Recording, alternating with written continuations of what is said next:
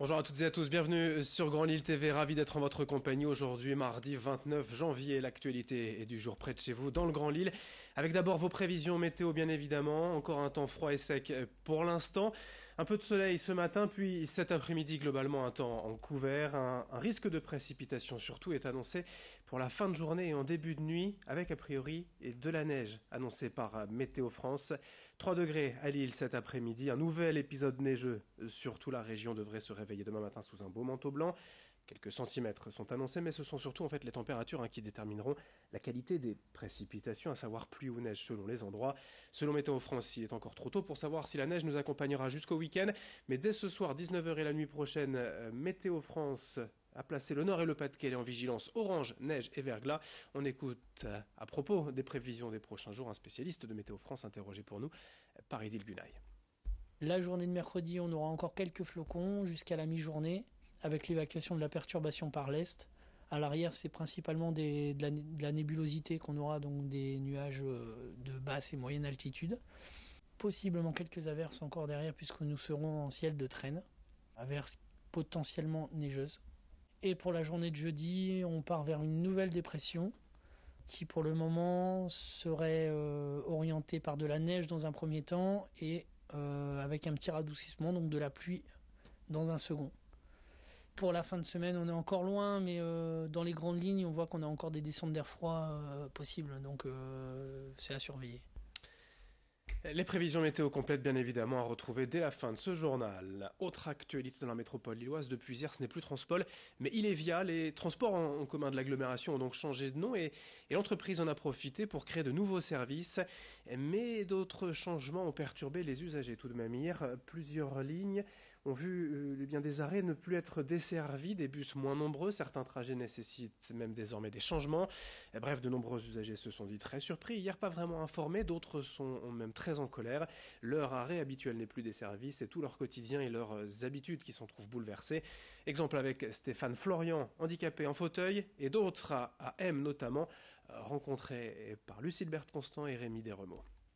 Depuis le changement de réseau, le bus ne passe plus à M Beaumont. Je suis un petit peu déçu parce que si malheureusement mon fauteuil tombe en panne, je ne sais pas ce que je peux faire. La semaine passée, j'ai appelé deux fois à Eurotébor et à chaque fois on m'avait dit que le bus 30 continuerait à passer. Et apparemment, on m'a pas vraiment écouté.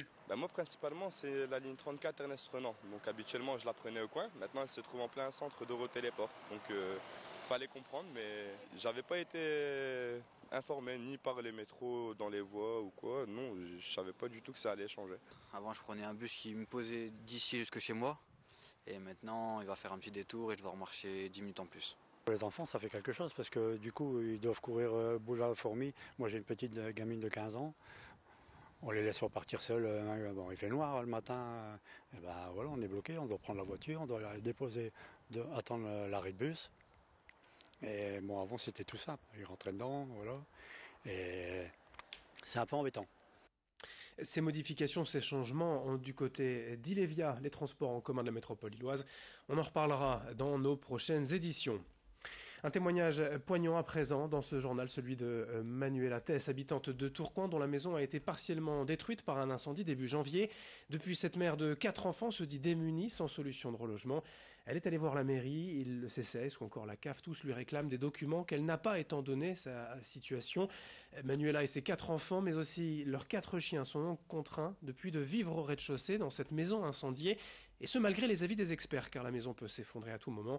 Lucille Berthe-Constant est allée à la rencontre de Manuela Tess à Tourcoing pour qu'elle nous raconte son histoire. Quand j'ai ouvert la porte du deuxième étage, il y avait au moins 1,80 m de flammes qui sortaient de la chambre de ma grande, qui est du côté jardin. avec une épaisse fumée noire. L'électricité, le compteur a été coupé par la ville.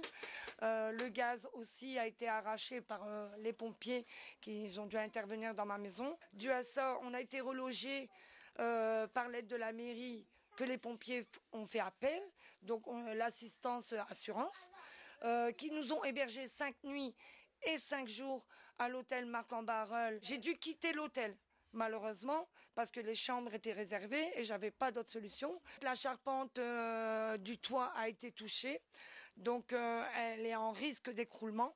À tout moment, le toit peut s'effondrer sur le premier étage comme au rez-de-chaussée. Grâce à une de mes voisines, Laura, elle m'a dit mais écoutez, vous pouvez pas vivre comme ça, c'est pas possible.